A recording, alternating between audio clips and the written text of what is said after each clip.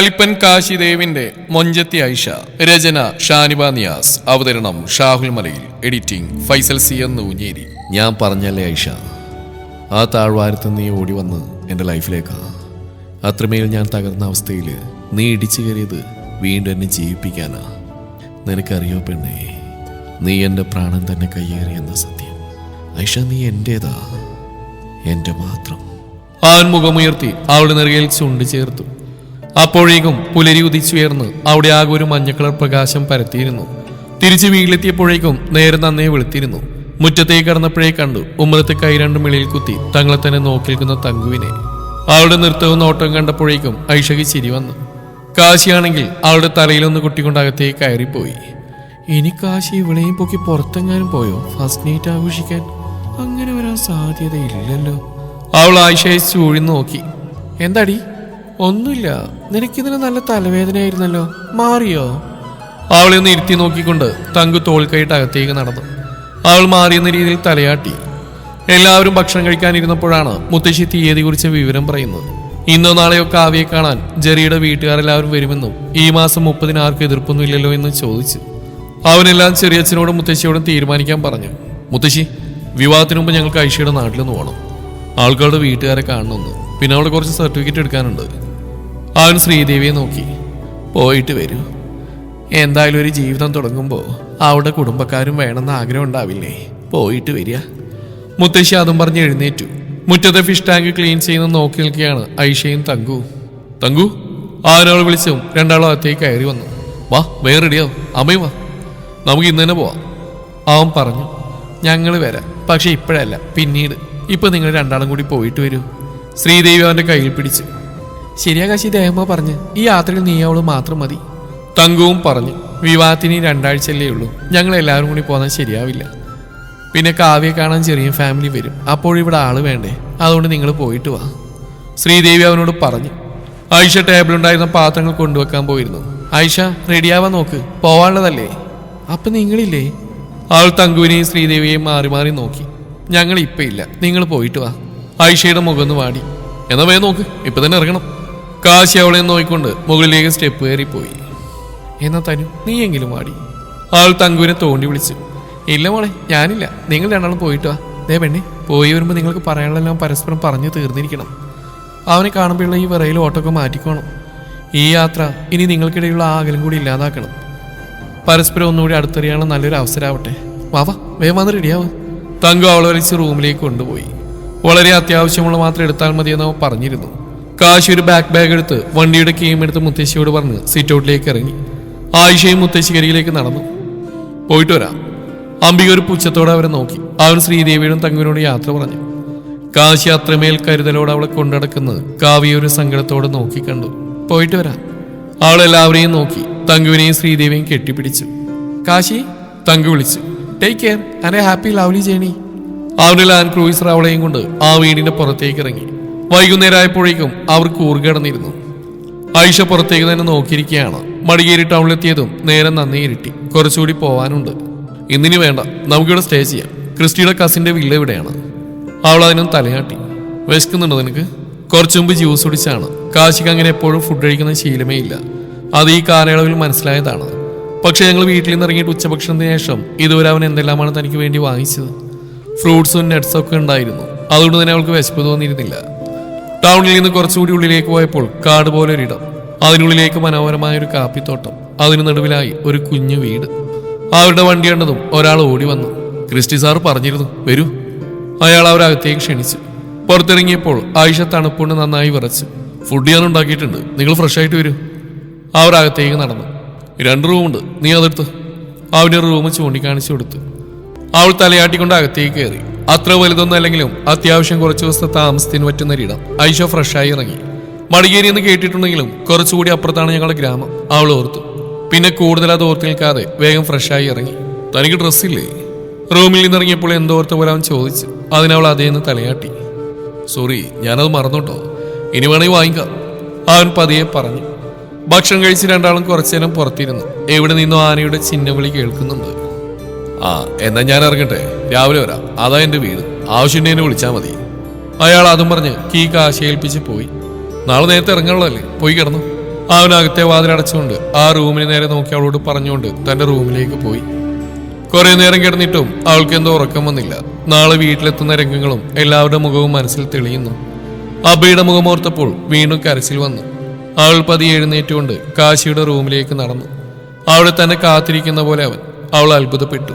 ഒരു തലയിണയും പിടിച്ച് തന്നെ നോക്കി നിൽക്കുന്നവളെ കാണെ ചിരി വരുന്നുണ്ടായിരുന്നു കാശിക്ക്. എന്തുപറ്റി, താൻ കിടക്കുന്നില്ലേ? കിടന്നിട്ട് ഉറക്കം വരുന്നില്ല, അബയെ ഓർമ്മ വരിക. വാ. അവൻ അലിവോട് അവളെ വിളിച്ചു. അവൾ പതിയെ അവനടുത്തേക്ക് നടന്നു. അവൻ കൈകൾ വിഴത്തി വീണ്ടും അവനിലേക്ക് ക്ഷണിച്ചു. ആയിഷ നിറഞ്ഞ കണ്ണുകളാലെ അവന്റെ നെഞ്ചിൽ തലവെച്ചു. നാളത്തെ കാര്യങ്ങളോർത്ത് നീ ടെൻഷൻ ആവേണ്ട, അതും നീ നേരിട്ടേ മതിയാവും. എന്നിട്ടും ഞാനില്ലേ കൂടെ. അവനെന്തോ ഓർത്തുകൊണ്ട് പതിയെ അവളുടെ തോളിൽ തട്ടിക്കൊടുത്തു. ഈ നെഞ്ചിൽ ഇങ്ങനെ കിടക്കുമ്പോൾ മാത്രം താനിങ്ങനെ ശാന്തമാവുന്ന എന്താണെന്ന് അവൾക്കറിയില്ലായിരുന്നു. എന്തിനാ എന്നെ ഇത്രയും സ്നേഹിക്കുന്നത്? അങ്ങനെ കിടന്നുകൊണ്ട് തന്നെ അവൾ ചോദിച്ചു. ഇതിൻ്റെ 1000 ഇരട്ടി എന്നെ തിരിച്ച് സ്നേഹിക്കുന്നത് എനിക്കറിയാവുന്നതുകൊണ്ട്.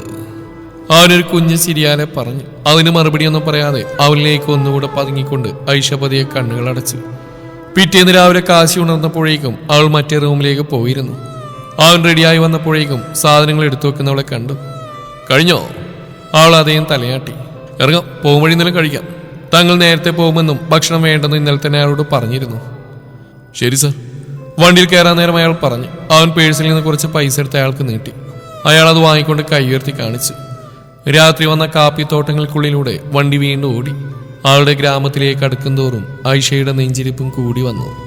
അവൾ ഒരു വെപ്രാളത്തോടെ ചുറ്റും നോക്കാൻ തുടങ്ങി. കാശിമേലിനെ തന്റെ കൈകൾ നീട്ടി വിറക്കുന്ന അവളുടെ കൈവിരലുകളുമായി കോർത്തു. ഐഷ ജസ്റ്റ് കൂൾ, എന്തു വന്നാലും ഞാനുണ്ട് കൂടെ. അവൻ ആ കൈകളിൽ ഒന്നുകൂടെ അമർത്തി. അതാ അവിടെ. അവൾ കൈ മുന്നോട്ട് നീട്ടി. ഇതാണോ? അവൻ വണ്ടി ഒതുക്കി സീറ്റ് ബെൽറ്റ് ഊരി മുന്നോട്ട് തന്നെ നോയിക്കൊണ്ട് ഡോറ് തുറന്നിറങ്ങി ഐഷയും. പഴയ തറവാട് പോലെ തോന്നിക്കുന്ന ഒരു വീട്. തൊട്ടപ്പുറത്തായി നിറയെ കൃഷി, ധാരാളം ആടുകൾ മേയുന്നുണ്ട്. അവൾ മെല്ലെ ഗേറ്റിനരികിലേക്ക് നടന്നു. ഐഷ ദീദി. എവിടെ നിന്നോ 2-3 കുട്ടികൾ ഓടി വന്നു. ചോട്ടു, അക്കു, ആബിദ. അവളെല്ലാവരെയും അതിശയത്തോടെ നോക്കി. ദീദി സുഖാണ് ദീദിക്ക്? അവൾ കണ്ണീരോടെ അവരുടെ കവിളിൽ തലോടി. ദീദി എന്തിനാ ഇങ്ങോട്ട് വന്ന്? ആ ദുഷ്ടങ്ങളുടെ ദീദിയെ കൊണ്ടുപോകും. അവർ പതിയെ ഐഷയെ നോക്കിക്കൊണ്ട് പറഞ്ഞു. അവർ കാസിമിനെ കുറിച്ചാണ് പറയുന്നതെന്ന് കാശിക്ക് മനസ്സിലായി. ഞാനിപ്പോ പോവും, എല്ലാവരെയും ഒന്ന് കാണാമെന്നാ. നിങ്ങളും ദീദിയെ മറന്നില്ലല്ലോ. ദീദിക്ക് ഒരുപാട് സന്തോഷമായി. ഞങ്ങൾ ഈ ദീദിക്ക് വേണ്ടി എന്നും പ്രാർത്ഥിക്കാറുണ്ട്. ദീദിയെ രക്ഷിക്കാൻ ഒരു സൂപ്പർ ഹീറോയെ അയക്കണേന്ന്. അതിൽ ഏറ്റവും ചെറിയവൾ പറഞ്ഞു. ഐഷ കണ്ണീരണിഞ്ഞ ചിരിയോടെ കാശിയെ നോക്കി.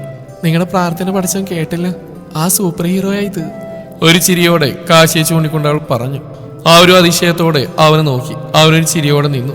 കുറച്ചു നേരം കൂടി അവരോട് സംസാരിച്ചു. പോകാൻ നേരം മിഠായി വാങ്ങാനാണെന്ന് പറഞ്ഞ് കാശി അവർക്ക് പൈസ എടുത്തു കൊടുത്തു. തന്റെ മുമ്പിലുള്ള ആ പഴയ ഗേറ്റ് തള്ളി തുറന്ന് വീട്ടുമുറ്റത്തേക്ക് ഇറങ്ങി. പിന്നാലെ കാശിയും. അവൾ വിറയലോടെ മുന്നോട്ട് നടന്നു. കാശി വീടിനു ചുറ്റും നോക്കി. അവൻ മേലെ കോളിംഗ് ബെൽ അമർത്താൻ നിന്നും അകത്തുനിന്ന് ഒരാൾ ഇറങ്ങി വന്നു. എളേപ്പാ. അവളൊരു വിറയലോടെ അവരെ വിളിച്ചു. ആ വിളിയിൽ അയാൾ ഒരു നിമിഷം അങ്ങനെ നിന്നു. ഐഷ മോളെ. അയാൾ അകത്തുനിന്നിറങ്ങി ചുറ്റും നോക്കിക്കൊണ്ട് അവൾ അകത്തോട്ട് വലിച്ചു. മോളെ, നീ എന്തിനാ ഇങ്ങോട്ട് വന്ന്? അവൻ ആ കാസിം വരും, നിന്നെ കൊണ്ടുപോകും. അയാൾ അവിടെ ചുമലിൽ പിടിച്ചുകൊണ്ട് പറഞ്ഞു. ഇല്ല, അതിനുണ്ടാവില്ല. അവനിപ്പോ പോലീസിന്റെ പിടിയില്ല. കാശിയാണത് പറഞ്ഞത്. അന്നേരം അയാളിൽ ഒരു ആശ്വാസം നിറയുന്ന അവൻ കണ്ടു. വരൂ. അയാൾ അവരകത്തേക്ക് ക്ഷണിച്ചു. അപ്പോഴേക്കകത്തുനിന്ന് ഇളയമ്മ ഇറങ്ങി വന്നു. എല്ലാവരും ഒത്തിരി ക്ഷീണിച്ചെന്ന് തോന്നിപ്പോയി അവൾക്ക്. ഇളയമ്മ അവളെ തന്നെ കണ്ണുകൾ വിടർത്തി നോക്കി. ആയിഷ മോളെ. ആറ് വീതമ്പിക്കൊണ്ട് അവളുടെ കൈ പിടിച്ചു. ഇളയമ്മ, മുത്തശ്ശിയുടെ. അത് കേട്ട് അവർ പരസ്പരം നോക്കി. കാശിയുടെ ഉള്ളമൊന്ന് വിങ്ങി. ഇളയമ്മയും ഇളയച്ചനും മുഖത്തോട് മുഖം നോക്കി. ഐഷ വീണ്ടും ഉള്ളിലോട്ട് തന്നെ നോക്കിയാണ്. മുത്തശ്ശി. അവൾ സന്തോഷത്തോടെ അകത്തേക്ക് കടക്കാൻ നോക്കി. അന്ന് ആ രാത്രിയിൽ തന്നെ ഇവിടുന്ന് പറഞ്ഞു വിട്ടില്ലായിരുന്നെങ്കിൽ ഇവന് എന്റെ കാശിദേവൻ എനിക്ക് കിട്ടില്ലായിരുന്നല്ലോ. അതുമാത്രമായിരുന്നു അവളുടെ മനസ്സിൽ. അകത്തേക്ക് കയറിയതും അവളുടെ കയ്യിൽ പിടിച്ചു ഇളയപ്പൻ. മുത്തശ്ശി അവിടെ ഇല്ല. പിന്നെ എവിടെ? ഇളയമ്മ വിതുമ്പരോടെ മുഖം പൊത്തി. മുത്തശ്ശി പോയി മോളെ, മോളുടെ അപ്പയുടെ അടുത്തേക്ക്. എന്താ പറഞ്ഞേ? അവളൊന്ന് ആടിപ്പോയി. അടുത്തുനിന്ന് കാശി അവളെ പിടിച്ചു നിർത്തി. എന്താ പറഞ്ഞേ മുത്തശ്ശി? അപ്പൊ പിന്നെ ഞാൻ വന്നെന്തിനാ? മുത്തശ്ശിയെ കാണാനാ ഞാൻ. ദേവേട്ട. അവളൊരു വിറയലോടെ അവന്റെ കൈകൾ പിടിച്ചു. അവൾ വേറെ ഏതോ ലോകത്താണെന്ന് തോന്നിപ്പോയി കാശിക്ക്. താനും നേരത്തെ അറിഞ്ഞാണ്. ക്രിസ്റ്റി അന്വേഷിച്ചപ്പോൾ പറഞ്ഞിരുന്നു. പക്ഷെ അവളോട് പറഞ്ഞിട്ടില്ല. അമ്മയോടും തങ്കുവിനോടൊന്ന് സൂചിപ്പിച്ചു. തന്റെ മുത്തശ്ശിയെ കാണാനായി ഓടി വന്നവളാണ്. ഇന്നലെ രാത്രി തന്നെ നെഞ്ചോരം ചേർന്ന് കിടക്കുമ്പോൾ പറയട്ടെ എന്ന് കരുതിയതാ. പക്ഷെ അതറിഞ്ഞാളുടെ അവളുടെ ഭാവം അതാണ് തന്നെ പേടിപ്പിച്ച്. പിന്നെ അവൾ ഇവിടെ വന്നെല്ലാം സ്വയം കണ്ടറിയട്ടെ എന്ന് തോന്നി. അവൻ ഐശയെ ചേർത്ത് പിടിച്ചുകൊണ്ട് അകത്തെ മരത്തടിയിൽ തീർത്തൊരു ബെഞ്ചിലായി ഇരുത്തി. അരികിൽ തന്നെ അവനും ഇരുന്നു. അവന്റെ ചേർത്ത് പിടിക്കലും സമാധാനിപ്പിക്കലും കണ്ട ഇളയപ്പനും ഇളയമയും അവരെ കൗതുകത്തോടെ നോക്കി. ഞാൻ കാശിദേവ്, പ്രതാപം ഗ്രൂപ്പ് ഓഫ് ഇൻഡസ്ട്രീസിന്റെ MD ആണ്. എനിക്കിവളെ ഇഷ്ടമാണ്. എൻ്റെ ജീവനേക്കാൾ ഞാൻ ഇവളെ സ്നേഹിക്കുന്നുണ്ട്. ഒഫീഷ്യലായി വിവാഹത്തിന് എല്ലാവരെയും സമ്മതമാകാൻ കൂടി ഞങ്ങൾ വന്ന്. എൻ്റെ സിസ്റ്റർ തനു ഇവളും വർഷങ്ങൾക്ക് മുമ്പുള്ള സൗഹൃദമാണ്. കാസിം കുറച്ച് ദിവസം മുന്നേ ഇവളെ അന്വേഷിച്ച് അവിടെയും വന്നിരുന്നു. അന്ന് യാദൃശ്ചികമായിട്ട് എനിക്ക് ഇവളെ വിവാഹം കഴിക്കേണ്ടി വന്നു. അതല്ലാതെ ഇവളെ രക്ഷിക്കാൻ വേറെ വഴിയില്ലായിരുന്നു എനിക്ക്. അവൻ പറഞ്ഞു. ആദ്യം കുറച്ചേറെ ഇളയപ്പനൊന്നും മിണ്ടിയില്ലെങ്കിലും പിന്നെ സമാധാനത്തോടൊന്ന് പുഞ്ചിരിച്ച്. ഐഷ അപ്പോഴും മുത്തശ്ശിയുടെ റൂമിന് മുമ്പിലേക്ക് തന്നെ നോക്കിയിരിക്കുകയാണ്. അത് കണ്ടപ്പോൾ അയാൾ ഒരു സങ്കടത്തോടെ പറഞ്ഞു തുടങ്ങി. ഇവൾ ഇവിടുന്ന് ഇറങ്ങിയ ശേഷം അവൻ ഇടയ്ക്കിടോടെ വരുമായിരുന്നു. ആദ്യമൊക്കെ എന്നെ ഇവളെയൊന്നും ചെയ്യില്ലെങ്കിലും മുത്തശ്ശി ഓരോന്ന് പറഞ്ഞ് ഭീഷണിപ്പെടുത്തുമായിരുന്നു. അവിടെ അബ്ബയെക്കൊന്ന് കാസിമാണെന്ന് മുത്തശ്ശി പറഞ്ഞിട്ടും ഞങ്ങൾക്ക് വിശ്വാസമില്ലായിരുന്നു. കാരണം അന്നൊക്കെ അത്രയും കൃത്യമായ പെരുമാറ്റവും സ്വഭാവമൊക്കെയായിരുന്നു അവന്. അവനെപ്പോലെ ഒരാൾ ഇവളെ നന്നായി നോക്കുന്നത് ഞങ്ങളും കരുതി. അതുകൊണ്ട് ഇവളുടെ സമ്മതം പോലും ഞങ്ങൾ വകവച്ചില്ല. പക്ഷെ ഒരിക്കലും അവൻ്റെ വായിൽ നിന്ന് തന്നെ ഞങ്ങളത് കേട്ടു. നിന്നെ എവിടേക്കാണ് പറഞ്ഞു വെച്ചെന്ന് ചോദിച്ച് എൻ്റെ നേരെയും വന്നു. അവൻ സ്വഭാവത്തിലല്ലായിരുന്നു. ആ സമയം എന്നെ പിടിച്ചു വലിച്ച് പുറത്തേക്ക് ഇട്ടു. അത് തടയാൻ ചെന്ന മുത്തശ്ശി അവൻ അയാളൊന്ന് വിതുമ്പി. ഒരൊറ്റ തള്ളായിരുന്നു. തലകൂട്ടി ചോര വന്നു. പിന്നെ ഒരാഴ്ച കിടപ്പായിരുന്നു. വിളിച്ചാൽ കണ്ണുറക്കും. അതുമാത്രം. ഹോസ്പിറ്റലിൽ നിന്ന് മടക്കി വിട്ടു. 3-ാം ദിവസം അയാൾ പൊട്ടിക്കരഞ്ഞു. എൻ്റെ കുട്ടി എവിടെയാണെങ്കിലും കാവൽ കൊടുക്കണേന്നും പറഞ്ഞ് പ്രാർത്ഥിക്കുന്ന കാണാൻ എപ്പോഴും. നിന്നെ മൂന്നാറിലേക്കാണ് പറഞ്ഞയച്ചെന്ന് എന്നോട് ഒരിക്കൽ പറഞ്ഞിരുന്നു. പക്ഷെ അന്വേഷിച്ചു വരാൻ എനിക്കും പേടിയായി. അയാൾ തോർത്തുകൊണ്ട് മുഖം തുടച്ചു. നിങ്ങളെല്ലാം പോയ ശേഷം ഞങ്ങൾ ഒറ്റക്കായി. വീടിൻ്റെ എല്ലാ സൗഭാഗ്യങ്ങളും പടിയിറങ്ങിയ പോലെ. കൃഷിയെല്ലാം ലാഭം കുറഞ്ഞു. ഒന്നും പച്ച പിടിക്കാത്ത പോലെ. നിന്റെ കണ്ണീരിൻ്റെ ഫലമാണെന്ന് ഇവളെപ്പോഴും എന്നോട് പറയും. നിന്നെ ഒന്ന് കാണണമെന്നും ചെയ്തതിനെല്ലാം മാപ്പി ചോദിക്കണമെന്ന് എപ്പോഴും പറയും. പക്ഷെ ഞാൻ സമ്മതിക്കില്ല. കാരണം അവനും ആളുകൾ എപ്പോഴും ഞങ്ങളെ കൂടെ ഉണ്ടായിരുന്നു. അയാളൊന്ന് കിതച്ചു. ഐഷ വേറെ ഏതോ ലോകത്തെന്ന പോലെ ചുമരിലേക്ക് തലയാരി വെച്ചിരിക്കുകയാണ്. അവൻ അവിടെയും വന്നിരുന്നു. രക്ഷപ്പെടാൻ വേണ്ടി ജീവിതം അവസാനിപ്പിക്കാൻ ഒരു മലമുകളിലേക്ക് ഓടിക്കയറിയതാ ഇവള്. പക്ഷേ അതിൻ്റെ ജീവിതത്തിലേക്കായിരുന്നു. അന്നു മുതൽ വിവാഹം വരെയുള്ള കാര്യങ്ങളും അവൻ അവരോട് പറഞ്ഞു. ഇളയപ്പനൊരാശ്വാസത്തോടെ അവർ രണ്ടുപേരെയും നോക്കി. ഇന്ന് ഞങ്ങളെക്കാൾ അവകാശം നിനക്ക് തന്നെയാ. ഞങ്ങൾക്ക് 100 വട്ടം സമ്മത. കൊണ്ടുപോയിക്കോ. വിവാഹം എന്താണെന്ന് പറഞ്ഞാൽ മതി. ഇവൾക്കുള്ളതുമായിട്ട് ഞങ്ങൾ എത്തിക്കോളാം. ഇതുവരെ ചെയ്ത എല്ലാത്തിനുമുള്ള മാപ്പ് ചോദിക്കൽ കൂടിയായിരുന്നു അയാൾ അപ്പോൾ ചെയ്ത്. നിങ്ങൾ എത്തിയാൽ മതി. പക്ഷെ ഇവൾക്കായിട്ടൊന്നും വേണ്ട. ഞാനുള്ളിടത്തോളം കാലം ഒന്നും ഇവൾക്ക് ആവശ്യമുണ്ടാവില്ല. അവനും പറഞ്ഞു. ആയിഷ പതിയെ എഴുന്നേറ്റ് മുത്തശ്ശിയുടെ റൂമിനരികിലേക്ക് നടന്നു. അവിടെ മുത്തശ്ശി കിടക്കുന്ന കട്ടിൽ പോയിരുന്നു പൊട്ടിക്കരഞ്ഞു. ഇളയമ്മ അവൾക്കരികിലേക്ക് ഓടി വന്ന് തോളിൽ പിടിച്ചു. മോൾ എന്നോട് ക്ഷമിക്കണം. ആ സമയത്തൊക്കെ ഞാനും എന്തൊക്കെയോ മോളോട് പറഞ്ഞിട്ടുണ്ട്. പക്ഷേ നിങ്ങളെല്ലാം ഈ വീട് വിട്ടിറങ്ങിയപ്പോഴാണ് ഞങ്ങളുടെ കഷ്ടകാലം തുടങ്ങിയത്. ആരോടെ തോളിൽ പിടിച്ച് വിതുമ്പി. ഇങ്ങോട്ട് വരുമ്പോൾ ഈ ഇളയപ്പനോടും ഇളയമ്മയോട് കാശി പോലാത്ത ദേഷ്യം തോന്നിയിരുന്നു. പക്ഷെ ഇപ്പോൾ അവിടെ അവസ്ഥ കണ്ട് അവനൊന്നും പറയാൻ തോന്നിയില്ല. കുറെ നേരത്തിന് ശേഷം മെല്ലെ അവൻ ഐഷ ഇരിക്കുന്നിടത്തേക്ക് നടന്നു. ഐഷ, അവൻ ആ കൈക പറഞ്ഞു. മുത്തശ്ശി. ആളവനെ നോക്കി വിതുമ്പിപ്പോയി. ഐഷ, ഞാനില്ലേ നിനക്ക്? ആരില്ലെങ്കിലും എൻ്റെ മരണം വരെ നിനക്ക് ഞാനുണ്ടാവില്ലേ? അവൻ ആ മുഖം തന്നെ നെഞ്ചിൽ ചേർത്തു. നമുക്ക് അവരെ കാണണ്ടേ? ഇളയപ്പം കൂടെ വരാന്ന് പറഞ്ഞിട്ടുണ്ട്. അവൾ പതിയെ തലയാട്ടിക്കൊണ്ട് മുഖം കഴുകി വന്നു. അവൾ കൊടുത്ത ചായയും പലഹാരങ്ങളും കഴിച്ച് അവർ ഇളയപ്പൻ്റെ കൂടെ ഇറങ്ങി. പള്ളിയുടെ പുറകുവശത്തുള്ള കുഞ്ഞു വഴിയിലൂടെ ആ ശ്മശാനത്തിലേക്ക് കടന്നപ്പോൾ അവളുടെ കണ്ണുകൾ വീണ്ടും നിറഞ്ഞു. കാശി തന്റെ പോക്കറ്റിൽ നിന്നൊരു ടവലെടുത്ത് തലയിൽ കെട്ടി.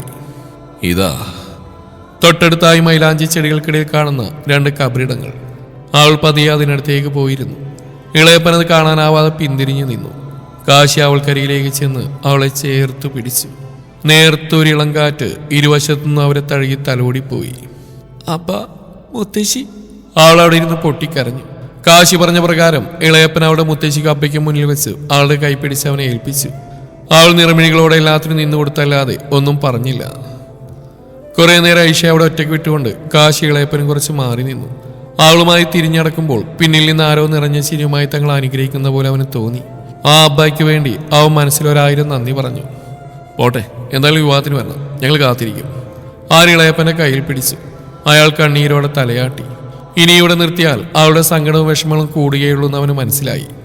അവളൊന്നുകൂടി പിന്നിലേക്ക് നോക്കിക്കൊണ്ട് വണ്ടിയിൽ കയറി. കരഞ്ഞു തളർന്ന് വണ്ടിയുടെ ഡോറിലേക്ക് തലചാരി വെച്ചിരിക്കുന്നവളെ അവനും നോക്കി. താഴോട്ട് ചുരമിറങ്ങുന്ന വളവിൽ അവൻ വണ്ടി നിർത്തി. ഐഷ വാ ഇറങ്ങ്. അവനവൾക്ക് ഡോർ തുറന്നു കൊടുത്തു. മനോഹരമായ ആ റോഡരികിൽ അവന്റെ കൂടെ അവളെ ഇരുത്തി. അവന്റെ നെഞ്ചിൽ മുഖമമർത്തി അവൾ വീണ്ടും കരഞ്ഞു. ഐഷ പ്ലീസ്, നിന്നിങ്ങനെ കാണുമ്പോൾ എനിക്ക് വല്ലാതെ നോവുന്നുണ്ട്. അവൻ അരുമയോടെ പറഞ്ഞു. നിന്നെ അത്രമേൽ സ്നേഹിച്ച നിന്റെ അബ്ബയും മുത്തശ്ശിയും അതിനേക്കാളേറെ സ്നേഹിക്കുന്ന ഒരുത്തിനെ നിനക്ക് തന്നിട്ടാണ് പോയതെന്ന് സമാധാനിച്ചൂടെ? അവൻ ആ മുഖമുയർത്തി അവളുടെ കണ്ണിലേക്ക് നോക്കി. അത് സത്യമാണെന്ന പോലെ അവളൊന്ന് മന്ദഹസിച്ചു. ചുരത്തിന്റെ സൈഡിലായുള്ള കരിങ്കൽ തിട്ടയിൽ അവന്റെ തോളിൽ ചാരി കുറെ നേരം അവൾ ഇരുന്നു. താൻ എത്ര നേരം ഇരിക്കുന്നുവോ അതുവരെ ഇവരും തനിക്കായി അങ്ങനെ ഇരുന്നു തരുമെന്ന് തോന്നിയതും അവൾ പതിയെ തലയുയർത്തിക്കൊണ്ട് പറഞ്ഞു. പോവാം. പക്ഷെ ഇനി ഈ മുഖം ഇങ്ങനെ കാണാൻ പാടില്ല. എനിക്കറിയാം ഒന്നും മറക്കാൻ കഴിയില്ലെന്ന്. പക്ഷെ മനസ്സിനെ പറഞ്ഞു പഠിപ്പിക്കണം. പകരം നിനക്കായി ഞാൻ മനോഹരമായിട്ടൊരു ജീവിതം നിന്റെ മുമ്പിൽ കരുതി വെച്ചിട്ടുണ്ട്. നമുക്ക് ജീവിക്കുന്നതോടൊപ്പം പ്രാർത്ഥിക്കാം എല്ലാവർക്കും വേണ്ടി. അവർ രണ്ടുപേരും ആഗ്രഹിച്ച് നിനക്ക് നല്ലൊരു ജീവിതം കിട്ടാനല്ലേ. ഞാനുള്ളിടത്തോളം കാലം നീ സേഫ് ആയിരിക്കും. അത് ഞാൻ നിന്റെ അബ്ബാക്കും മുത്തശ്ശിക്കും കൊടുത്ത വാക്കാ. അവനവളെ ചേർത്ത് പിടിച്ച് വണ്ടിയിൽ കയറ്റി. ഗ്യാപ്പ് റോഡും കഴിഞ്ഞ് മൂന്നാറിലെത്തിയപ്പോൾ പിറ്റേ ദിവസം ഉച്ചയോട് അടുത്തിരുന്നു. തേയിലത്തോട്ടങ്ങൾക്കിടയിലൂടെ അവന്റെ വണ്ടി നീങ്ങിക്കൊണ്ടിരുന്നു. കാൽവരി മൗണ്ട് എന്ന വ്യൂ പോയിന്റിലേക്കുള്ള ചെറിയ സൈൻ ബോർഡ് കണ്ടപ്പോൾ തന്നെ എന്തൊക്കെയോ ഓർമ്മകൾ രണ്ടാളുടെയും മനസ്സിൽ ഓടിയെത്തി. ഇന്ന് ആന്റിയുടെ വീട്ടിൽ നിന്ന് ഇറങ്ങി ഓടിയത് തന്റെ പുതിയ ജീവിതത്തിലേക്കാണെന്ന് അവൾക്ക് ഇപ്പോഴും വിശ്വസിക്കാനാവാത്തതുപോലെ. അന്ന് അത്രമേൽ തകർന്ന മനസ്സോടെ താൻ ഇവിടെ എത്തിയത് ഇതുപോലൊരു പ്രണയവുമായി തിരിച്ചിറങ്ങാനായിരുന്നല്ലോ എന്നാണ് കാശിയും ഓർത്തത്. രണ്ടാളും ഒരു കുഞ്ഞു ചിരിയോടെ പരസ്പരം നോക്കി. ആന്റി ജോലി ചെയ്യുന്ന എസ്റ്റേറ്റിന് മുമ്പിൽ വണ്ടി നിർത്തി അവരെ അന്വേഷിച്ചു. രാവിലെ ജോലി കഴിഞ്ഞ് എല്ലാവരും വീട്ടിലേക്ക് പോയിട്ടുണ്ടെന്ന് പറഞ്ഞപ്പോൾ അവൾ നേരെ വീട്ടിലേക്ക് വഴി പറഞ്ഞു കൊടുത്തു. ആ വീട്ടിലേക്കുള്ള വഴിയിൽ വണ്ടി ഓടുമ്പോൾ താൻ ആദ്യമായി ഇവിടെ വന്നിറങ്ങിയതാണ് ഐഷയുടെ ഉള്ളിൽ തെളിഞ്ഞത്. ഉമ്മയുടെ ഏതോ ബന്ധത്തിൽപ്പെട്ട ഈ ആന്റിയെ മാത്രമേ മുത്തശ്ശിക്ക് അറിയേണ്ടായിരുന്നുള്ളൂ. ഭർത്താവ് ഉപേക്ഷിച്ച് ഒറ്റയ്ക്ക് താമസിക്കുന്ന അവർ എന്നെ നിറഞ്ഞ മനസ്സോടെ സ്വീകരിച്ചു. തന്റെ കഥകളറിഞ്ഞ് അവർ ജോലിക്ക് പോകുമ്പോൾ തന്നെ ഉള്ളിലാക്കി വാതിൽ പുറത്തേക്ക് പൂട്ടിയാണ് പോവാറ്. അന്നൊക്കെ താൻ അനുഭവിച്ച ഏകാന്തത, എപ്പോഴയാൾ തേടി വരുമെന്നുള്ള ഭയം. അന്നും തനുവിനെ ഒന്ന് കാണണമെന്നും ആൾക്കൊരു പക്ഷെ എന്നെ സഹായിക്കാനാവുമെന്നും ആന്റിയോട് പറഞ്ഞു. ഇപ്പോൾ വേണ്ടെന്നും കുറച്ചുകൂടി കഴിഞ്ഞ് ഞാൻ തന്നെ അവളെ അറിയിച്ചോളാമെന്നും ആന്റി പറഞ്ഞു. പിന്നെ ഒട്ടും പ്രതീക്ഷിക്കാത്ത രാത്രിയിൽ അയാളും കൂട്ടുകാരും വന്നതും താൻ ആ മലമുകളിലേക്ക് ഓടിക്കേറിയതും ഈ ഒരുവൻ വീണ്ടും വീണ്ടും തന്നെ ജീവിതത്തിലേക്ക് കൈപ്പിടിച്ച് കയറ്റിയത് അവൾ ഓർത്തു. അവന് എന്തൊക്കെയോ ഓർമ്മയിൽ അങ്ങനെ ഡ്രൈവ് ചെയ്യുകയാണ്. കാപ്പിത്തോട്ടങ്ങൾക്കിടയിലൂടെ തന്നെ അവിടെയുള്ള ജീവനക്കാർ താമസിക്കുന്ന കോളനി പോലെയുള്ള ഒരിടത്തായി അവൻ വണ്ടി നിർത്തി. അവൻ കാണിച്ച വീടിനടുത്തേക്ക് നടക്കുമ്പോൾ അവൻ ചുറ്റും നോക്കി. എതിർവശത്തായി പിന്നിലൂടെയുള്ള റോഡിലൂടെ ടൂറിസ്റ്റ് വണ്ടികൾ കാൽവരി മൗണ്ട് ലക്ഷ്യമാക്കി പോകുന്നുണ്ട്. അവൾ പതിയെ കോളിംഗ് ബെൽ അമർത്തി. ഒരു 50-55 വയസ്സ് തോന്നിക്കുന്ന സ്ത്രീ വന്ന് വാതിൽ തുറന്നു. മുന്നിൽ നിൽക്കുന്ന ഐഷയെ കണ്ട് അവർ അമ്പരന്നു. മോളെ ഐഷ, നീ? അവരെ ചുറ്റും നോക്കിക്കൊണ്ട് ആൾ ഉള്ളിലേക്ക് വലിച്ചു. ആന്റി? അവൾ അവരെ കെട്ടിപ്പിടിച്ചു. സുഖാണോ നിനക്ക്? ഇടയ്ക്കിടെ ആന്റിയെ വിളിക്കാറുള്ളത് കൊണ്ട് കൂടുതലൊന്നും പറയാനുണ്ടായിരുന്നില്ല. ആന്റി ഒരുപാട് ക്ഷീണിച്ചു പോയെന്ന് തോന്നി അവൾക്കും. കാസിം വന്ന് ഇവളെവിടെയെന്ന് ചോദിച്ച് 2-3 തവണ തന്നെ ഉപദ്രവിച്ചത് അവരും ഐഷയോട് പറഞ്ഞില്ല. കാസിം ഇപ്പോൾ പോലീസ് കസ്റ്റഡിയിലാണെന്നും ഇനി അവൻ പുറലോകം കാണില്ലെന്ന് അവരോട് പറഞ്ഞു. തങ്ങളുടെ യുവാക്കാര്യം പറഞ്ഞപ്പോൾ നിറഞ്ഞ മനസ്സോടെ ആന്റി അവരെ അനുഗ്രഹിച്ചു. വിവാഹത്തിന് വരണമെന്നും പറഞ്ഞിറങ്ങുമ്പോൾ അവനൊരു തുകയെടുത്ത് ആരും കാണാതെ ടേബിളിൽ വെച്ചിരുന്നു. അന്ന് അവിടെ കൊണ്ടുവച്ച തന്റെ ബാഗ് കയ്യിൽ പിടിച്ചാണ് അവൾ അവിടെ നിന്ന് പടിയിറങ്ങിയത്. തിരിച്ച് മെയിൻ റോഡിലേക്ക് ഇറങ്ങിയപ്പോൾ അവൻ ഐഷയും നോക്കി. അവൾ എന്താണെന്ന ഭാഗത്തിൽ അവനെയും നോക്കി. പോണോ അങ്ങോട്ട്? വണ്ടികൾ കാൽവരി മൗണ്ട് എന്ന് എഴുതിയ ഭാഗത്തേക്ക് തിരിയുന്നവൻ ചൂണ്ടിക്കൊണ്ട് അവൻ ചോദിച്ചു. വേണ്ട, അവളൊരു പിടപ്പോടെ പറഞ്ഞു. അവനൊരു കുഞ്ഞു ചിരിയോടെ വണ്ടിയെടുത്തു. വരണയുടേക്ക് ഒരിക്കൽ കൂടി അവൻ മനസ്സിലോർത്തു. വണ്ടി പിന്നെയും മുന്നോട്ട് നീങ്ങിക്കൊണ്ടിരുന്നു. ഇയാള് കുടിക്കുവോ? അവൾ എന്തോർത്ത പോലെ അവനോട് വിക്കി വിക്കി ചോദിച്ചു. അതെന്താ ഇപ്പൊ അങ്ങനെ ഒരു ചോദ്യം? അന്ന് കയ്യിലൊരു മതികൊപ്പി ഉണ്ടായിരുന്നല്ലോ. താൻ അവനൊന്ന് കെട്ടിപ്പിടിച്ചപ്പോൾ അത് താഴേക്ക് വീണുടഞ്ഞ ഓർമ്മയിൽ ഐഷ പറഞ്ഞു. കാശി അതിമനോഹരമായി തന്നെ ഒന്ന് പുഞ്ചിരിച്ചു.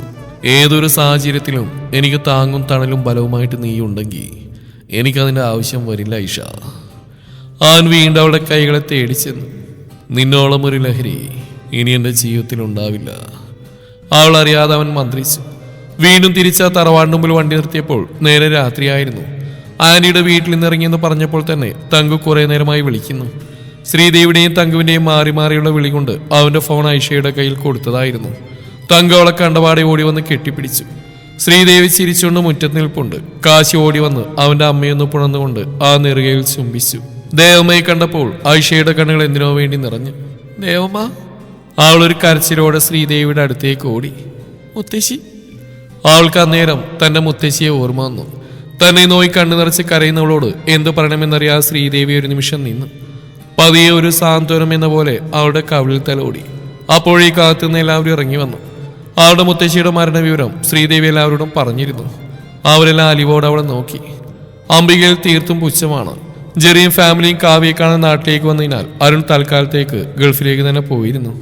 ഒരു നേരത്തെ ചിരിയോടെ അവളെ തന്നെ നോക്കി നിൽക്കുന്ന കാശിയെ കണ്ടപ്പോൾ കാവ്യക്ക് വല്ലാത്ത സങ്കടം തോന്നി. ജെറിയും വീട്ടുകാരും കാവ്യയെ കാണാൻ വന്നതും അടുത്തയാഴ്ച വിവാഹം ഉറപ്പിച്ചുമെല്ലാം ശ്രീദേവി അപ്പോൾ തന്നെ അവരെ വിളിച്ചറിയിച്ചിരുന്നു. ജെറിയുടെ കുടുംബത്തിന് നാട്ടിൽ ആരുമില്ലാത്തതിനാലും കല്യാണം കൂടാൻ കൂടുതൽ പേരില്ലാത്തതിനാലും പെട്ടെന്നൊരു ഡേറ്റ് അവർക്ക് കുഴപ്പമില്ലായിരുന്നു. തിരിച്ചവിടെ എത്തിയാൽ ഒരു ഗ്രാൻഡ് ഫംഗ്ഷൻ കൊടുക്കാനാണ് അവരുടെ പ്ലാന്. എന്നാൽ ഇവിടെയുള്ളവർ ക്ഷണിക്കാൻ ഒരുപാട് പേരുണ്ടായിരുന്നു. ജെറിയുടെ കൂടെ തനിക്കിനി നല്ലൊരു ജീവിതമാവില്ലെന്ന് അവൾക്കറിയാം. പക്ഷെ ഇനി അതല്ലാതെ വേറെ വഴിയില്ലായിരുന്നു. രാത്രിയായപ്പോൾ പിന്നെ എല്ലാവരും കുറച്ചു നേരം വിവാഹ ചർച്ചകളുമായിരുന്നു. പരിപാടികളും കാര്യങ്ങളും എല്ലാം ഈവന്റ് മാനേജ്മെന്റിനെ ഏൽപ്പിക്കാമെന്ന് കാശി പറഞ്ഞു. ക്ഷണിക്കപ്പെടാനുള്ളവരുടെ ലിസ്റ്റും കാര്യങ്ങളും ചെറിയച്ഛനെ ഏൽപ്പിച്ചു. ഡ്രസ്സ് എടുക്കാനും മറ്റും നാളെ പോവാമെന്ന തീരുമാനത്തോടെ എല്ലാവരും ഉറങ്ങാൻ പോയി. മുകളിലെത്തിയ കാശി ഫോണെടുത്ത് ക്രിസ്റ്റിയെ വിളിച്ചു. നിങ്ങളെത്തിയോ? എന്തു പറയുന്നുണ്ട് ആയിഷ? She's okay. മുത്തശ്ശിയുടെ മരണവിവരെല്ലാം അവിടെ എത്തിയിട്ടുണ്ടെന്നാണ് അറിഞ്ഞത്. അതിൻ്റെ സങ്കടമുണ്ട്. പിന്നെ എന്തായി അവൻ്റെ കാര്യം? അതോർത്ത് നീ ടെൻഷൻ ആവേണ്ട കാശി. അവനിനി പുറത്തിറങ്ങാൻ പാടാ. അവനായിട്ട് കണക്ട് ചെയ്ത എല്ലാ ഇല്ലീഗൽ ആക്ടിവിറ്റീസിൻ്റെ എവിഡൻസ് കിട്ടിയിട്ടുണ്ട്. പിന്നെ കർണാടക പോലീസായി കൂടി വേറെ നിരവധി കേസുകളുടെ ഡീറ്റെയിൽസും ഫയൽ ചെയ്തിട്ടുണ്ട്. So no chance. ക്രിസ്റ്റി എന്ത് വേണമെങ്കിലും ചെയ്തോ, അതിന് എത്ര വേണമെങ്കിലും നീ എടുത്തോ. അവനിനി ഞങ്ങളുടെ ജീവിതത്തിലേക്ക് വരരുത്. അത് ഞാൻ ഏറ്റടാ, ഡോൺ വറി. അവൻ അതും പറഞ്ഞ് കോൾ കട്ട് ചെയ്തു. ഇതേ സമയം താഴെ പതിയെ പോലെ ശ്രീദേവിയെ കെട്ടിപ്പിടിച്ചെടുക്കുകയാണ് ആയിഷ. ആയിഷയുടെ അരയിലൂടെ ചുറ്റി പിടിച്ചുകൊണ്ട് തങ്കുവുമുണ്ട്. അവൾ പോയി വന്ന കാര്യങ്ങളൊക്കെ ശ്രീദേവിയെ പറഞ്ഞ് കേൾപ്പിക്കുന്നുണ്ട്. വീണ്ടും മുത്തശ്ശി ഓർത്ത് കരച്ചിൽ വരുന്നുണ്ടെങ്കിലും അത് മനസ്സിലൊതുക്കി ബാക്കി വിശേഷങ്ങൾ പറയുകയാണ്. ശ്രീദേവി പതിയെ അവിടെ പുറത്ത് തട്ടിക്കൊടുത്തു. തങ്കു ഒരു സങ്കടത്തോടെ എല്ലാം കേട്ട് കിടക്കുന്നുണ്ട്. പെട്ടെന്നാണ് വാതിൽ തുറന്നുകൊണ്ട് തന്റെ തലയിണയും കയ്യിൽ പിടിച്ച് കാശി വന്നത്. തന്റെ ഫോൺ അവിടെയുള്ള ടേബിളിൽ വെച്ച് അവൻ അപ്പുറത്തൂടെ ശ്രീദേവിയുടെ അടുത്തായി വന്ന് കിടന്നു. ആയിഷ ഒരു ചിരിയോടെ കണ്ണുകളടച്ച് തന്റെ കൈയെടുത്ത് ദേവമ്മയുടെ വയറിന് മുകളിലായി വെച്ചു. കാശി പതിയെ തന്റെ കൈയോടെ കൈയിന്മേൽ വെച്ചുകൊണ്ട് കണ്ണടച്ചു. ശ്രീദേവി മനനിറഞ്ഞ ചിരിയോടെ അവിടെ രണ്ടുപേരെയും തോളിൽ തട്ടി. ഒരു കാര്യം പറയാം, കല്യാണം കഴിഞ്ഞ് രണ്ടും കൂടി പോയിക്കോടെ ഇവിടുന്ന്. ദേമ മര്യാദ പറഞ്ഞു വിട്ടോടെ എണ്ണത്തിനെ ഇവിടുന്ന്. തങ്കു ഒരു കപട ദേഷ്യത്തോടെ ഐഷക്കടുത്തേക്ക് ചേർന്നിടുന്നുകൊണ്ട് പറഞ്ഞു. പിറ്റേ ദിവസം കാശി വെറുതെ ഒന്ന് ഓഫീസിൽ പോയി വന്നു. പിന്നെ എല്ലാവരും കൂടി ഡ്രസ്സ് എടുക്കാനായി ഇറങ്ങി. ടെക്സ്റ്റൈൽസിലേക്ക് ജെറിയും ഫാമിലി എത്തിക്കോളാന്ന് അവരോട് പറഞ്ഞിരുന്നു. കാശിയുടെ ഏതൊരു സുഹൃത്തിന്റെ കടയിലേക്കാണ് അവർ പോയത്. ജെറിയും ഫാമിലിയും അവിടെ അവരെ കാത്തു നിൽക്കുന്നുണ്ടായിരുന്നു. കാശിയെ കണ്ടപാടെ ജെറിക്ക് വല്ലാത്തൊരു സഹതാപം തോന്നി. അന്ന് അവൻ തന്നെ അടിച്ച അടിയിലുള്ള ദേഷ്യവും.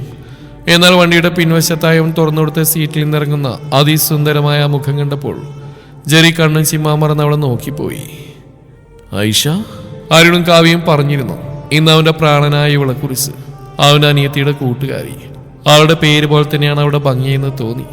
ഇവർ രണ്ടാളുമാണ് ശരിക്കും ചേരേണ്ടത്. അത്രമേൽ അടുപ്പമുണ്ട് രണ്ടാളെയും കാണുമ്പോൾ. ഭംഗിയേറിയ ഒരു ചിരിയുണ്ടായിരുന്നു കാശിയുടെ മുഖത്തും. മുന്നോട്ടൊരടി നടന്നവൻ വീണ്ടും പിന്നോട്ട് തിരിഞ്ഞ് ഡോർ അടച്ചു വരുന്ന ഐഷയുടെ നേരെ കൈനീട്ടി. പരിഭ്രമം കലർന്നൊരു പുഞ്ചിരിയോടെ അവൾ ആ കൈകളിലേക്ക് ചേർത്ത് പിടിച്ചു.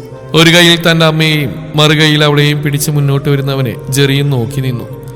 ഒരുപക്ഷെ ഇവരെ തമ്മിൽ ഒരുമിപ്പിക്കാൻ വേണ്ടി മനഃപൂർവ്വം വിധി കാവ്യ മാറ്റിയതാണെന്ന് തോന്നിപ്പോയി. പിന്നാലെ തങ്കുവും ചെറിയമ്മയെല്ലാം വണ്ടിയിൽ നിന്ന് ഇറങ്ങി വന്നു. അകത്ത് കാവ്യ അംബികയും ജെറിയുടെ വീട്ടുകാരും ഡ്രസ്സ് തരികയാണ്. കാശി മുന്നോട്ട് നടക്കുമ്പോഴാണ് മുന്നിലായി ജെറി നിൽക്കുന്നവൻ ശ്രദ്ധിച്ച് ഒരു ചിരിയോടെ ജെറിക്ക് നേരെ കൈനീട്ടി. Hi Jerry, how are you? Kavya നഷ്ടപ്പെട്ട ഒരു ദുഃഖവും ആ മുഖത്തിൽ നിന്ന് തോന്നി. അവന്റെ മുന്നിൽ നിന്ന് താൻ അവളെ സ്വന്തമാക്കുന്ന കണ്ടുകൊണ്ട് അവനിന്ന് തളർത്തണമെന്നുണ്ടായിരുന്നു. പക്ഷെ അങ്ങനെ ഒരു സംഭവത്തിന് ഒരു സങ്കടം പോലും അവന്റെ മുഖത്തിൽ നിന്ന് ജെറി ഉറപ്പിച്ചു. ഏയ് കാശി, ഐ ആം സോറി, അന്ന് അങ്ങനെയൊക്കെ സംഭവിച്ചേന്. ആ സംഭവം കഴിഞ്ഞതിന് ശേഷം രണ്ടാളും ആദ്യമായിട്ട് കാണുകയല്ലേ. ഇറ്റ്സ് ഓക്കെ ജെറി, അന്ന് ഞാൻ എന്തൊക്കെയോ പറഞ്ഞുപോയി, sorry. And I wish advance a happy married life. അതിലൊരു കളിയാക്കില്ലേ എന്ന് ജെറി വെറുതെ ചിന്തിച്ചു. അതും പറഞ്ഞ് അവൻ ഐഷയെ ജെറിക്ക് പരിചയപ്പെടുത്തി. അവൾ അവരെ നോക്കിയൊന്ന് ചിരിച്ചു. ശേഷം എല്ലാവരും കൂടി അകത്തൊരു ബഹളമായിരുന്നു. കാശിയെയും ഐഷയെയും ജെറിയുടെ വീട്ടുകാരും പരിചയപ്പെട്ടു. കേട്ടപ്പോൾ ഒരു മുഷിപ്പുണ്ടായിരുന്നെങ്കിലും അവർ രണ്ടാളെയും കണ്ടപ്പോൾ അതിനവിടെ പ്രസക്തിയില്ലായിരുന്നു. അത്രമേൽ മനോഹരമായിരുന്നു എല്ലാവരോടുമുള്ള ഐഷയുടെ പെരുമാറ്റവും, പ്രത്യേകിച്ച് ശ്രീദേവിയുമായിട്ടുള്ള അവരുടെ ബന്ധവും. പിന്നെ എല്ലാവരും അവർക്കായുള്ള ഡ്രസ്സ് സെലക്ട് ചെയ്യുന്ന തിരക്കിലായിരുന്നു. ഐഷയ്ക്ക് വേണ്ടി അവൻ ശ്രീദേവിയോട് ചോദിച്ച് ഓരോ ഡ്രസ്സുകളും എടുക്കുന്ന എല്ലാവരും കണ്ണും തള്ളി നോക്കി നിന്നു. ഇത് തങ്ങളുടെ കാശി തന്നെയല്ലേ എന്ന് അവർക്ക് പിന്നെയും സംശയമായി. അതിമനോഹരമായ ഒരു മുസ്ലിം ബ്രൈഡൽ അനാർക്കലിയാണ് അവൻ ഐഷയ്ക്ക് വേണ്ടി സെലക്ട് ചെയ്തത്. ശ്രീദേവിക്ക് ചെറിയ മുഖം അവൻ തന്നെയാണ് എടുത്തത്. ഐഷയ്ക്ക് വേണ്ട വസ്ത്രങ്ങളെല്ലാം അവന്റെ സെലക്ഷൻ ആയിരുന്നു. എല്ലാവരോടും വർത്തമാനം പറഞ്ഞും ചിരിച്ചും ഡ്രസ്സ് ഓരോന്ന് നോക്കുന്ന കാശിയെ ജെറിയും കാവ്യയും വാ പൊളിച്ച് നോക്കി നിന്നു. ഐഷ പൊതുവെ ധരിക്കാറുള്ളതും അവൾക്ക് ഇഷ്ടമുള്ളതുമായ ഡ്രസ്സുകൾ മാത്രമായിരുന്നു അവൻ സെലക്ട് ചെയ്ത് കൊടുത്തത്. വിവാഹം കഴിഞ്ഞാലും താൻ ഇപ്പോൾ എങ്ങനെയാണ് അതുപോലെ തന്നെ മതി. നിന്റെ വിശ്വാസങ്ങളിലും പ്രവൃത്തികളിലും ആരും കൈകടത്താൻ വരില്ലെന്നൊരു സൂചന കൂടി ഉണ്ടായിരുന്നു അവന്റെ പ്രവൃത്തികളിൽ. പർച്ചേസും കാര്യങ്ങളുമായി ആ 2 ദിവസങ്ങൾ കടന്നുപോയി. ഇന്നലെ തന്നെ കാശി ഐഷയുമായി ചെന്ന് ഓഫീസിലുള്ളവരെല്ലാം ക്ഷണിച്ചു. കാവ്യമായി എൻഗേജ്മെന്റ് നടന്നതും പിന്നെ അത് ഒഴിവായതുമെല്ലാം മിക്ക സ്റ്റാഫുകൾക്കും അറിയാമായിരുന്നു. പക്ഷെ ആർക്കും അതിൽ അവനോട് സഹതാപം തോന്നിയില്ല. കാരണം കാവ്യ അവരൊന്നും കാണുന്നതാണല്ലോ. എന്തോ കാശി സാറുമായി ഒരു പൊരുത്തമില്ലാത്ത പോലെയായിരുന്നു. എന്നാൽ ഇന്നലെ ഐഷയുടെ കൈ പിടിച്ച് അവൻ കയറി വന്നപ്പോൾ അറിയാതെ എല്ലാവരുടെയും കണ്ണുകൾ വിടർന്നു പോയിരുന്നു. കാരണം അവന്റെ കൈകൾ കൈകോർത്ത് പിടിച്ച് ദേവതയെ പോലൊരു പെണ്ണ്. യാതൊരു ചമയങ്ങളുമില്ലാതെ മൂക്കിലെ കുഞ്ഞു മൂക്കുത്തിയും തട്ടത്തിനുള്ളിലെ ഭംഗിയാർന്ന മുഖവുമാണ് അവൾക്ക് ഏറ്റവും ആകർഷണമായതെന്ന് എല്ലാവർക്കും തോന്നി. തങ്കുവിന്റെ നിർബന്ധപ്രകാരമാണ് തലേ ദിവസങ്ങളായി ഹൽദി മെഹന്തിയൊക്കെ ഉണ്ടാക്കിയത്.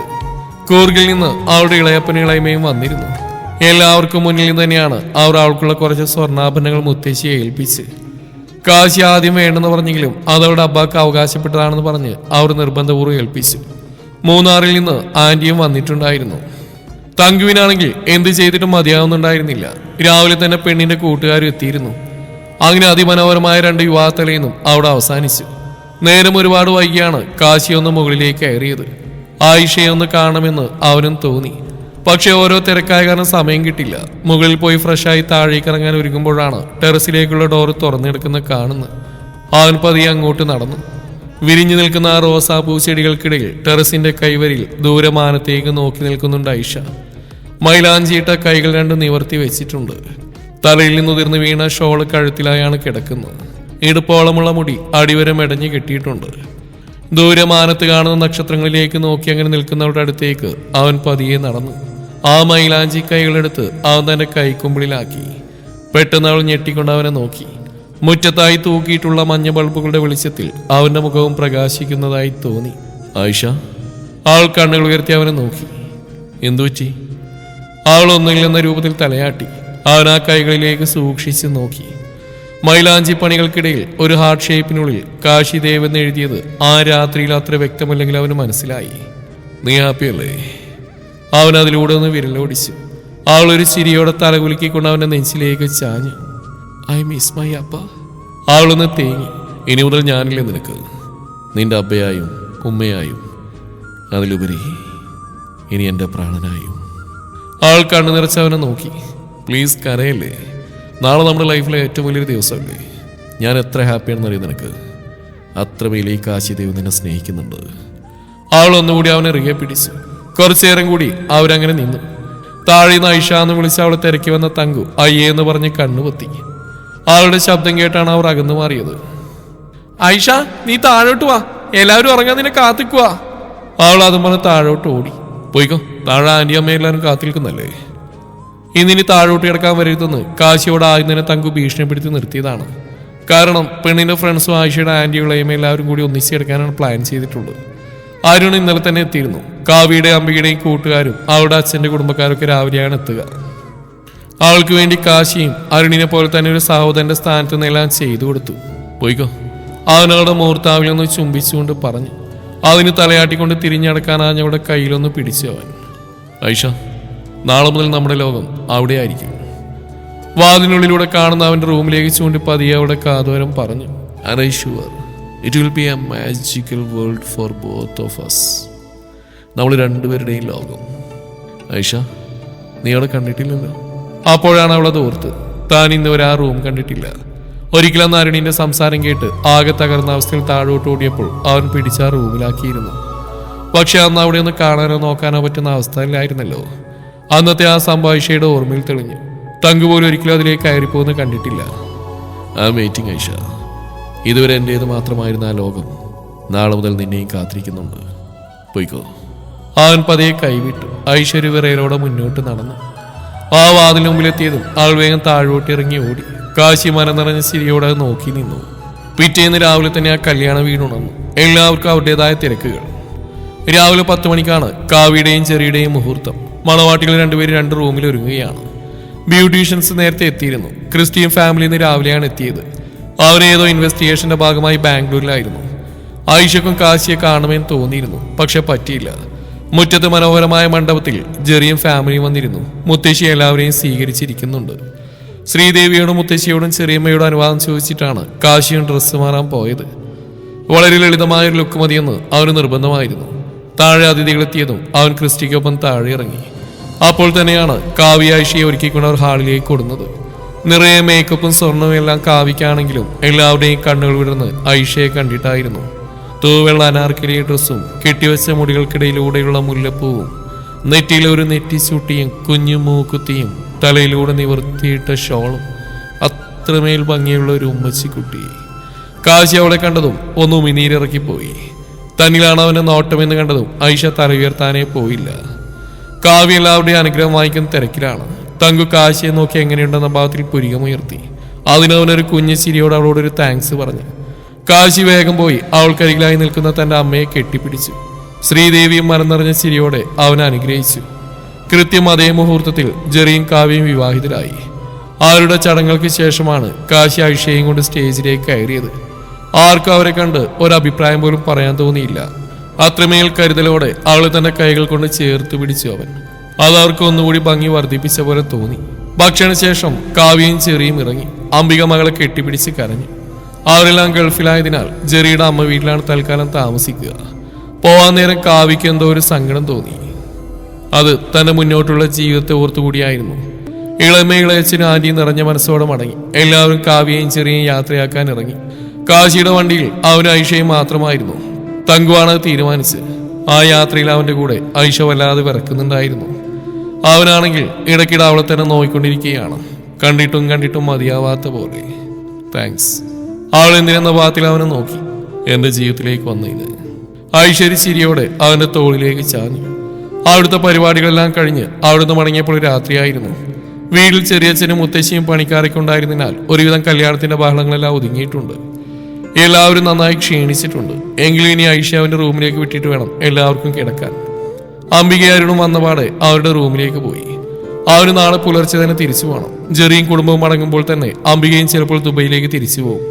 അല്ലെങ്കിൽ തന്നെ കാശിയുടെയും കാവ്യയുടെയും വിവാഹം മുന്നിൽ കണ്ടാണ് അവരിവിടെ നിന്ന്. പക്ഷെ ഇനി അതിന്റെ ആവശ്യമില്ലല്ലോ. തങ്കു, എനിക്ക് പേടിയാവുന്നു, നീ കൂടി വാടി. ആയിഷ അവളുടെ കയ്യിൽ തോണ്ടി. അയ്യേ, ഇതേ പെണ്ണെ ഒരു കളി നടക്കില്ല. ഇനി ഞങ്ങൾ നിന്നോട് കിടത്തിയാലേ നിന്റെ കെട്ടിയതിന് സമ്മതിക്കില്ല. പിടിച്ച് തോളിലിട്ടുണ്ടോ? ചുമ്മാ അതിന് നിൽക്കണ്ട. തങ്കു ബെഡിൽ നിന്ന് ഷോൾ എടുത്ത് അവളുടെ തലയിലിട്ട് കൊടുത്തുകൊണ്ട് പറഞ്ഞു. അവൾ ദയനീയതയോടെ ശ്രീദേവിയെ നോക്കി. ദേ പെണ്ണെ, ഇനി നീയും നിന്റെ കെട്ടിയന് ഈ വഴിക്ക് വരല്ലേ. നിങ്ങൾക്ക് എല്ലാവർക്കും ഇടയിൽ തിങ്ങിയിറങ്ങി കിടന്ന് എനിക്ക് മേലും കൈയും വേദനിച്ചിട്ട് വയ്യ. മര്യാദക്ക് കയറിപ്പോക്കോ. ശ്രീദേവി ഒരു കപട ഗൗരവത്തോടെ പറഞ്ഞു. അവനിന്നും കൊണ്ടുപോകാറുള്ള അവന്റെ വാട്ടർ ബോട്ടിലും എടുത്ത് തങ്കുവിന്റെ കൂടെ മുകളിലേക്ക് കയറി. കാശി തന്നെ എടുത്തു കൊടുത്ത ഇളമഞ്ഞ സിൽവാറായിരുന്നു അവളുടെ വേഷം. ദേ, എനിക്ക് ഇതുവരെ പ്രവേശനമുള്ളൂ. ഇനി അകത്തോട്ട് കിടന്നാലേ അവനെന്നെ ചവിട്ടി പുറത്താക്കും. സോ ഞാൻ പോയി. Good night. അവൾ അവന്റെ റൂമിന്റെ വാതിൽ തുറന്നു കൊടുത്തുകൊണ്ട് താഴോട്ട് ഓടിപ്പോയി. ഐഷ വിറയലോടെ കുപ്പിയിൽ കൈമുറുക്കിക്കൊണ്ട് അങ്ങനെ നിന്നു. തങ്കു തുറന്ന വാതിലിനടുത്തേക്ക് വന്നപ്പോൾ കണ്ടത് പുറത്തായി വിറച്ചു നിൽക്കുന്നവളെയാണ്. കം. അവനവളുടെ കയ്യിൽ നിന്ന് കുപ്പി വാങ്ങി. അവളകത്തേക്ക് കയറിയപ്പോൾ തന്നെ കാശി വാതിലടച്ച് ലോക്ക് ചെയ്തു. Aisha, welcome to my world. അവൻ ആ കാതോരം പറഞ്ഞു. അതേസമയം തന്നെ ടേബിളിലായിരിക്കുന്ന അവന്റെ ഫോണിലൊരു മെസ്സേജ് വന്നു. ഒരു തവണ ഫോൺ റിങ് ചെയ്ത് നിന്നു. അവൻ വേഗം ഫോൺ എടുത്തു. മിസ്ഡ് കോൾ ക്രിസ്റ്റിയുടേതാണ്. കൂടാതെ അവന്റെ ഒരു മെസ്സേജ്. ഐഷ റൂമാകെ നോക്കും തിരക്കിലാണ്. അവൻ അവളെ നോക്കിക്കൊണ്ട് റൂമിന്റെ സൈഡിലായുള്ള ഗ്ലാസ് ഡോർ നീക്കിക്കൊണ്ട് ബാൽക്കണിയിലേക്ക് ഇറങ്ങി. ഐഷ റൂമാകെ ഒന്ന് കണ്ണോടിച്ചു. പുറമേ നിന്ന് കാണുമ്പോൾ അകം ഇത്ര വിശാലമാണെന്ന് പറയില്ല. വലിയൊരു ബെഡും ഒരു സൈഡ് ടേബിളും ഒരു ദിവാൻ കോട്ടെല്ലാമുള്ള റൂം, ഒരു സൈഡിലായി ബാത്റൂമും ഡ്രസ്സിംഗ് ഏരിയയും, ഗ്ലാസ് ഡോർ കൊണ്ട് പുറത്തേക്ക് തുറക്കുന്ന ഒരു ബാൽക്കണിയും. ഇതാണ് അവൻ ഇന്നലെ പറഞ്ഞ ലോകം. ഇനി മുതൽ ഇവിടെയാണ് താനും. ബെഡിൽ നേരെ മുകളിലായി ചുമലിൽ വെച്ചിട്ടുള്ള അവന്റെ ഫോട്ടോ, അതിനടുത്ത് ദേവമ്മയും അവന്റെ അച്ഛനും ഒക്കെയുള്ള ഒരുപാട് ഫോട്ടോകൾ. അവൾ ഒരു നിമിഷം അതിലേക്ക് തന്നെ നോക്കി നിന്നു. ഹൃദയം കൊണ്ട് ആ മാതാപിതാക്കളോട് അവൾ 1000 തവണ നന്ദി പറഞ്ഞു, ഇവനെ തനിക്ക് തന്നതിന്. ആ ഫോട്ടോക്ക് താഴെയായി അന്ന് അമ്പലനടയിൽ വെച്ച് അവൻ തന്നെ മാലയണിക്കുന്ന ഫോട്ടോയുമുണ്ട്. തങ്കു എടുത്തതായിരിക്കും. അവൾ തന്നെ ഒരിക്കൽ കാണിച്ചിട്ടുണ്ട്. അതേസമയം അപ്പുറത്തെ ബാൽക്കണിയിൽ ക്രിസ്റ്റിയുടെ മെസ്സേജ് വായിച്ചു നോക്കി. Kasim finished. 1 hour ago special encounter. Happy married life and good night. അവനൊരു പുഞ്ചിരിയോടെ ഫോൺ ഓഫാക്കി പോക്കറ്റിലിട്ടു. കുറച്ച് സമയം കൂടി അങ്ങനെ നിന്നു. ഐഷ, ഇങ്ങോട്ട് പോര്. അവനവളെ ബാൽക്കണിയിലേക്ക് വിളിച്ചു. ബോധം വന്ന പോലെ വീണ്ടും ആ വിറയിലൂടെ അവൾ ബാൽക്കണിയിലേക്ക് നടന്നു. അത്ര വലുതല്ലെങ്കിലും മനോഹരമായ ഒരിടം. ചെറിയ ബൾബിന്റെ വെളിച്ചവും നിലാ വെളിച്ചവും കാഴ്ചകളെ മറക്കുന്നില്ല. അവൾ മെല്ലെ അവന്റെ അരികിലായി പോയി നിന്നു. പഠിക്കേണ്ടത് നിനക്ക്? അവൾ വിസ്മയിച്ചു പോയി. അടുത്ത മാസം മുതൽ തങ്കുവിന്റെ കൂടെ പോവാം. ഡിഗ്രി ഞാൻ സെറ്റാക്കി വെച്ചിട്ടുണ്ട്. കേട്ടത് വിശ്വസിക്കാനാണ് അവൾ അങ്ങനെ തന്നെ നിന്നു. നമുക്ക് നിന്റെ അപ്പയുടെ ആഗ്രഹം നിറവേറ്റണ്ടേ? സോ ഇതാണ് ഞാൻ എൻ്റെ പെണ്ണിരുന്ന ആദ്യത്തെ ഗിഫ്റ്റ്. പിന്നെ നീ നന്നായിട്ട് എഴുതുന്നു ഞാൻ അറിഞ്ഞു. പല രചനകളും തങ്കുവിനെ കാണിച്ചിട്ടുണ്ട്. സോ അത് വിട്ടുകളയണ്ട. ഇപ്പൊ നിന്റെ അബ്ബയെ പോലെ ഞാനും ആഗ്രഹിക്കുന്നുണ്ട്. ഈ ഐഷ കാശിദേവനെ എല്ലാവരും അറിയപ്പെടുന്ന ഒരു പൊസിഷനിൽ എത്തിക്കണം എനിക്ക്. അതുകൊണ്ട് ഇനിയും വൈകണ്ട. അവൾ കരഞ്ഞു പോയിരുന്നു. ഏയ് ഐഷ. അവൾ മുഖമുയർത്തി നോക്കുകൂടി ചെയ്യാതെ അങ്ങനെ നിന്നു. അവനോടെ ചുമലിൽ പിടിച്ച് തന്നെ നെഞ്ചിലേക്ക് ചായച്ചു. നിലാവൊഴുകുന്ന രാത്രിയിൽ ഐഷയുടെ ദേവേട്ടനും ആ ബാൽക്കണിയിൽ അങ്ങനെയിരുന്നു. പ്രണയത്തിന്റെ പുതിയ ഭാവങ്ങളും സ്വപ്നങ്ങളും തീർത്തുകൊണ്ട് അന്നു മുതൽ അനുരാഗത്തിലേക്ക് അവർ ഊളിയിട്ടു. ഐഷയും അവളുടെ ദേവനും. അവരെ കാണുന്നവർ പോലും അറിയാതെ പുഞ്ചിരിച്ചു പോകും ആ ജീവിതം കാണുമ്പോൾ. ശ്രീദേവിക്കും ചെറിയമ്മക്കും അവൾ മകളായി, ചെറിയച്ഛൻ്റെ അസിസ്റ്റന്റായി, മുത്തശ്ശിക്ക് ഒരു കൊച്ചുമോളായി. ആ തറവാട്ടിൽ ഐഷ പൂത്തു തളിർത്തു. തങ്കു ഐഷയും ക്ലാസ്സിനൊക്കെ പോവാൻ തുടങ്ങി. തങ്കുവിന്റെ കൂടെ കൂടി പെണ്ണ് കുറച്ച് വായാടിയായൊന്ന് കാശിക്ക് സംശയം ഇല്ലാതെയില്ല. പൊന്നുമോളെ, നീ ആ തലതെറിച്ച പെണ്ണിന്റെ കൂടെ കൂടി തലമുടി കാണിച്ച് നടക്കാൻ വല്ല ഉദ്ദേശം ഉണ്ടെങ്കിലേ ഈ കാശിദേവന്റെ സ്വഭാവം നീ അറിയും എന്നവൻ ഇടയ്ക്കിടെ അവളെ ഭീഷണിപ്പെടുത്തും. കാരണം ആ തട്ടവും ശരീരം മറച്ചുള്ള നടത്തമൊക്കെയാണ് തന്റെ പെണ്ണിന്റെ ഭംഗിയെന്ന് അവൻ അറിയാം. തന്റെ പ്രാർത്ഥനകളിൽ ഉയരുന്ന കൈകളിൽ ഐഷ അവളുടെ ദേവന് വേണ്ടി സദാസമയം പ്രാർത്ഥിച്ചു. അവളുടെ പ്രാർത്ഥനയും അവന്റെ പരിഗണനയുമാണ് അവരുടെ ജീവിതത്തിൽ ഉയരുന്ന് നാൾക്കുനാൾ അവൾ തെളിയിച്ചു. വീണ്ടും വർഷങ്ങൾക്ക് ശേഷം. Hi ladies and gentleman, welcome to Kerala Literature Festival. ഈ വർഷത്തെ നമ്മുടെ കേരള സാംസ്കാരിക സമ്മേളനത്തിൽ മലയാള സാഹിത്യത്തിലേക്ക് ഒരു പുതുമുഖ എഴുത്തുകാരി കൂടി കടന്നു വന്നിരിക്കുകയാണ്.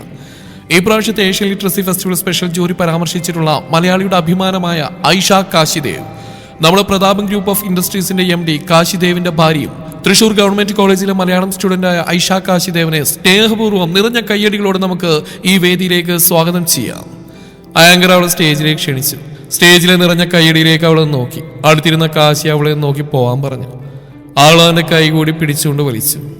Sir please. അതുകൊണ്ട് വേദിയിൽ നിന്ന് ആങ്കർ ക്ഷണിച്ചു. ആയിഷ അവന്റെ കയ്യിൽ പിടിച്ചുകൊണ്ട് ആൾക്കൂട്ടത്തിനിടയിലൂടെ സ്റ്റേജിലേക്ക് കയറി. പ്രമുഖ സാഹിത്യകാരൻ സമ്മാനിച്ച ശില്പം വാങ്ങിക്കൊണ്ടവൾ അടുത്തു നിന്നിരുന്ന കാശിയെ കെട്ടിപ്പിടിച്ചു.